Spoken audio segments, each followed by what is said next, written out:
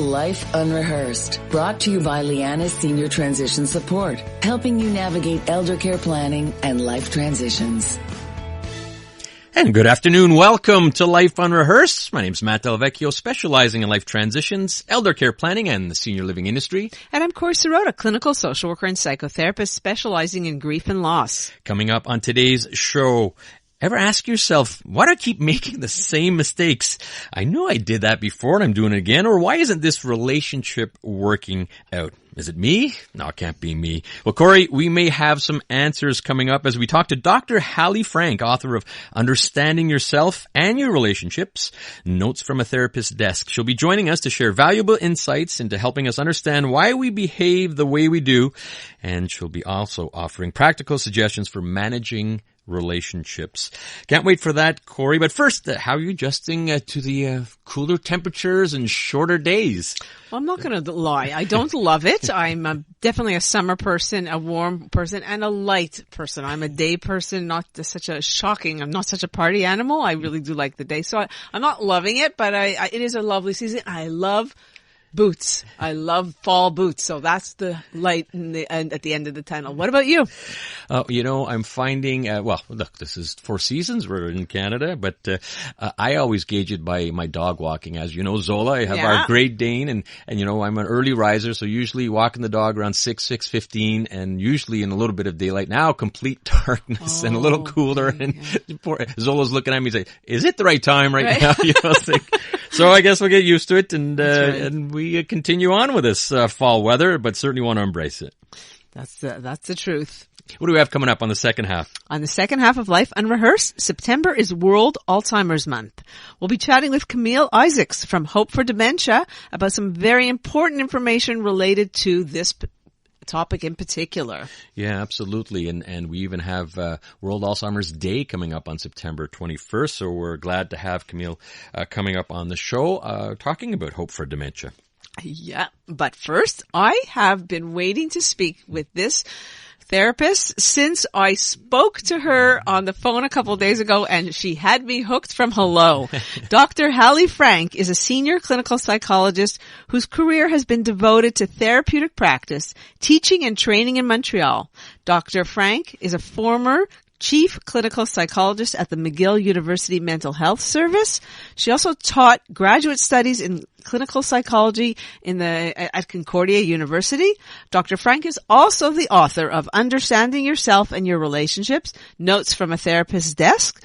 This is a collection of essays about individual and interpersonal dynamics. Welcome to Life Unrehearsed, Dr. Frank.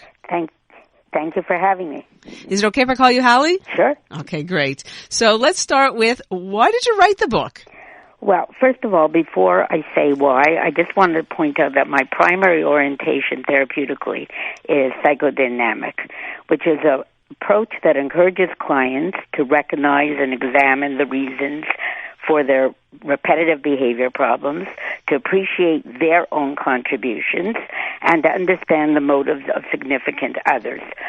So, as I've grown older and supposedly wiser, in repeated conversations with clients, friends, and colleagues, I kept reiterating perspectives over and over again about the difficulties people experience as a result of their dynamics, as if these observations contained some kind of fundamental truth. So I decided to write about them. This collection of essays is based on these reflections about human nature. The insights are not really drawn heavily on formal psychological theory. They're mainly derived from my interactions with clients, families, friends, and bridge partners. Mm-hmm. And I avoid psychological jargon wherever possible.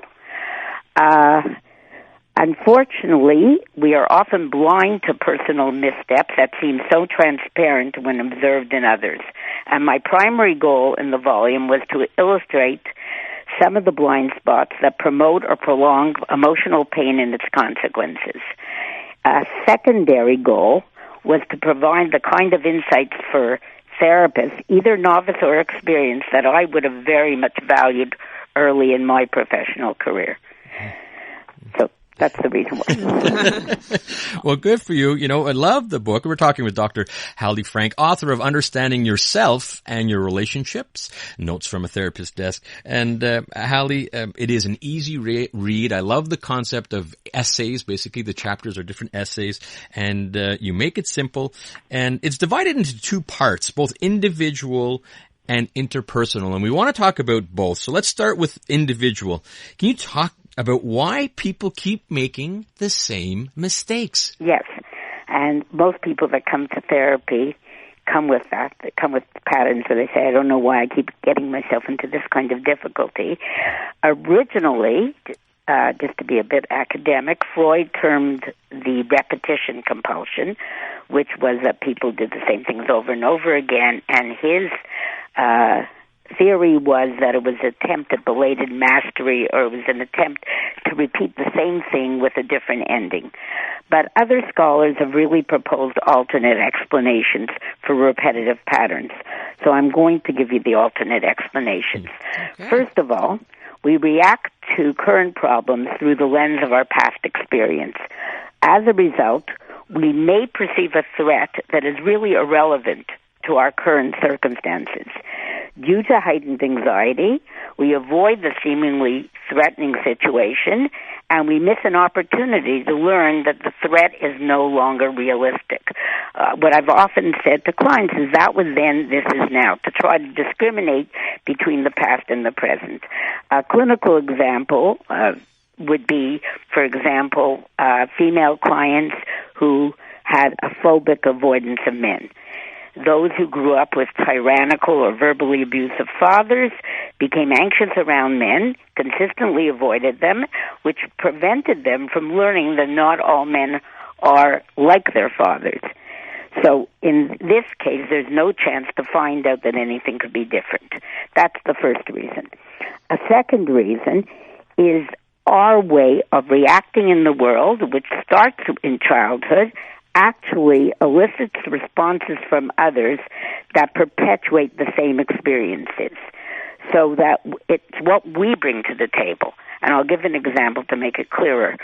For example, children who have experienced a non-nurturing childhood might, if they're competent children, assume a stance of independence. I don't need anyone, I'll do it myself, I'll depend on myself.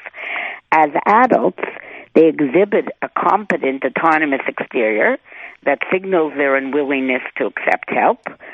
And, however, what this results in is that they're deprived of regular dependency gratifications that most adults have available to them. Because people in their milieu see them as competent, as standoffish, they are unlikely to offer ordinary help.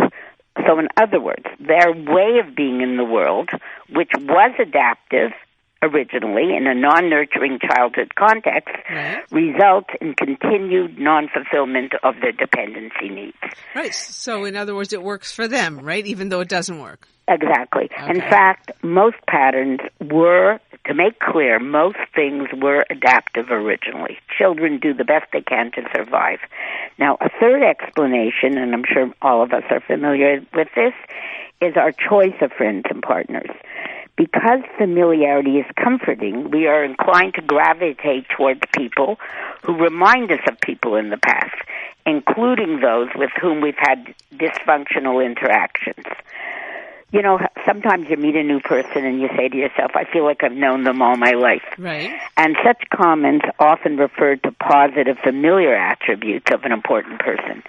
The problem is when we choose people who embody familiar but negative traits of past significant others. An example being clients who have had emotionally unavailable parents choose unavailable partners, presumably because of the comfort of the familiarity. Mm-hmm. Of course, it all makes perfect sense, and we can talk about every one of these topics for at length, and because I'm fascinated. We have to go to a traffic break, so when we come back, we are going to hear about what the secret ingredient that makes relationships work. We are talking to Dr. Hallie Frank, author of Understanding Yourself and Your Relationships, Notes from a Therapist's Desk. Cannot wait to hear this answer. Dr. Hallie, what is the secret ingredient that makes relationships work? Okay. Well, after observing relationships in both my personal and professional life for many years, I have concluded that there are three ingredients that are really essential for lasting relationships. The two that are obvious, genuine friendship and some kind of chemistry, are, as I said, intuitively obvious. However, the death knell for many relationships is the absence of a third and much less obvious ingredient, which is a common value system or worldview. A common worldview would reflect our attitudes towards money, time, parenting, education, religion, even politics. If a couple actually shares a common value system, they largely agree about most things.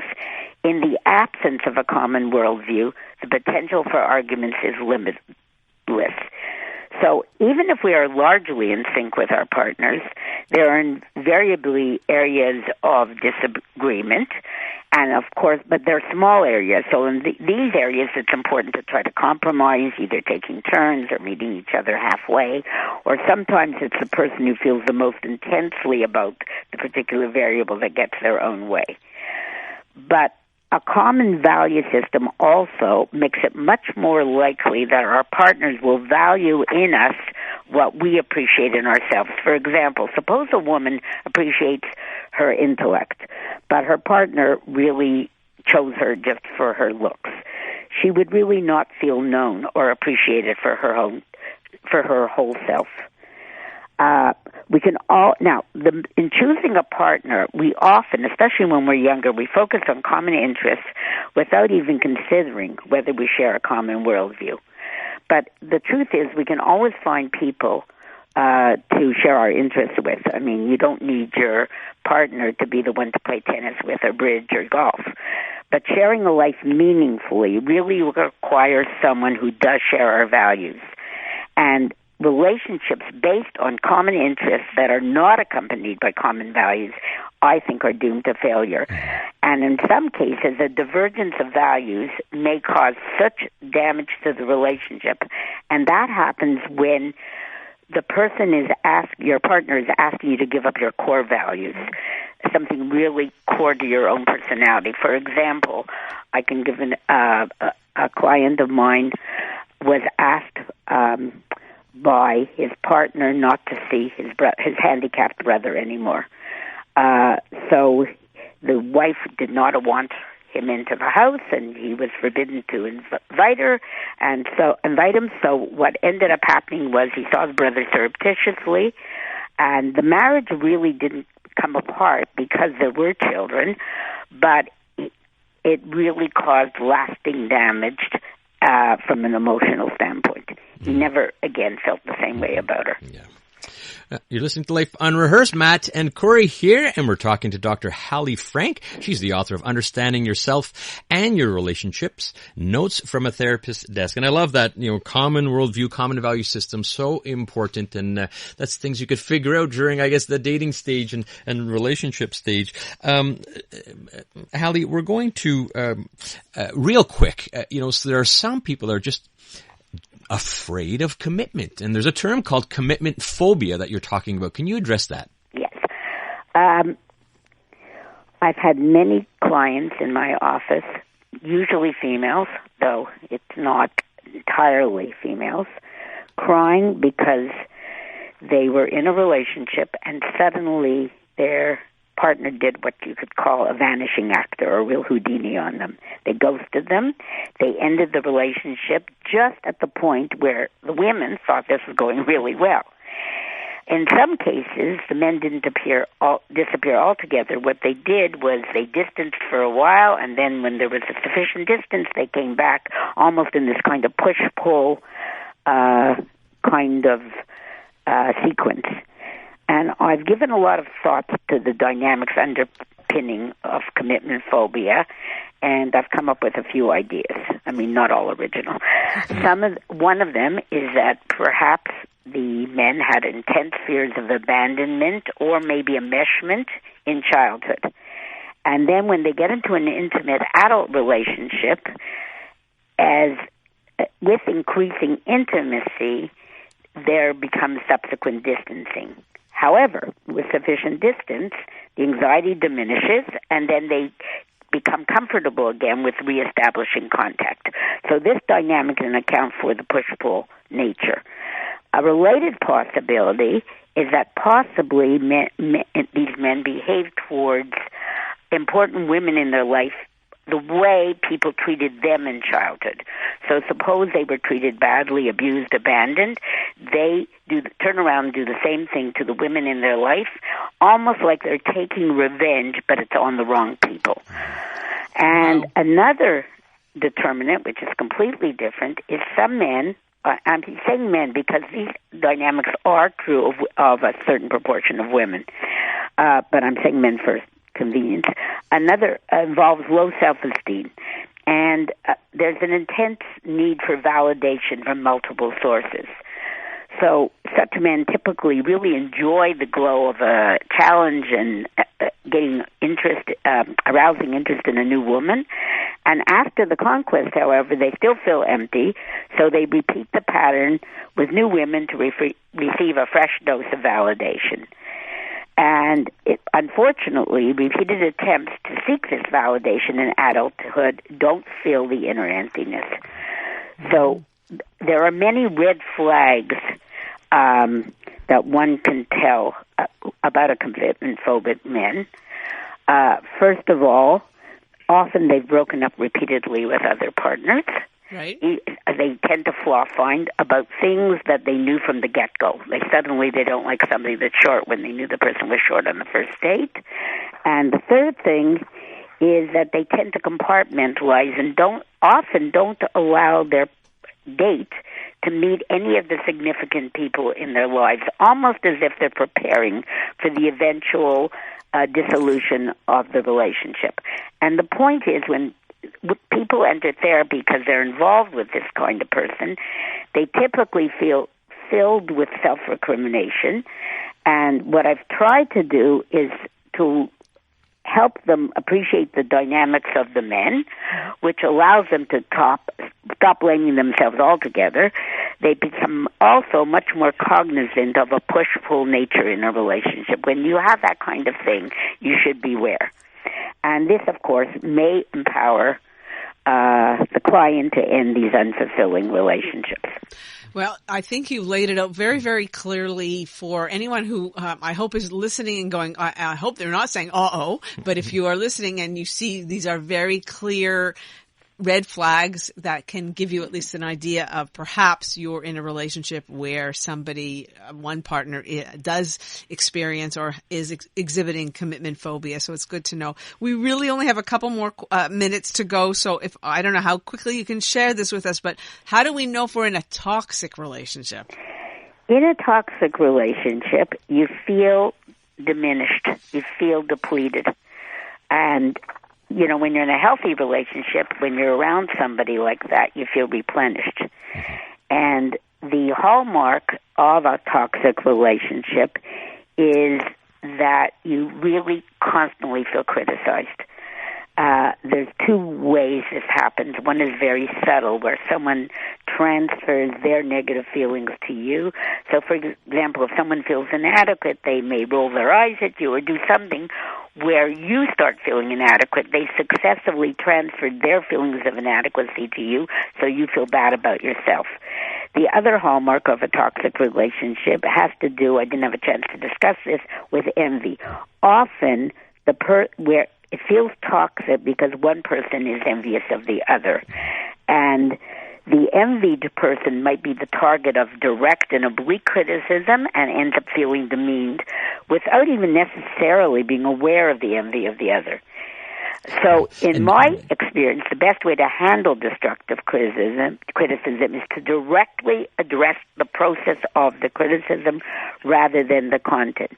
Because if you fight about the content, you're lending credibility to the criticism. Absolutely. A much more effective strategy is to expose the toxicity of the other person by highlighting the critical process and exposing the negative intent behind the criticism. Open up the lines of communication, absolutely. That's Dr. Hallie Frank. Frank. We're already out of time, Hallie. We want to thank you very much. You're welcome. And you've got a wonderful book. It's a great, easy read, and suggest getting out and getting. It's called Understanding Yourself and Your Relationships: Notes from a Therapist's Desk. How can people purchase the book? Well, the easiest way is through Amazon.ca. It's available in paperback and in Kindle, and it's not expensive. All right. It's also on the Indigo website, so you could do it not in the Indigo store, but on the Indigo website. And thirdly, I left a few copies with my hairdresser, which is Coiffeur Azur in the Carrie Square.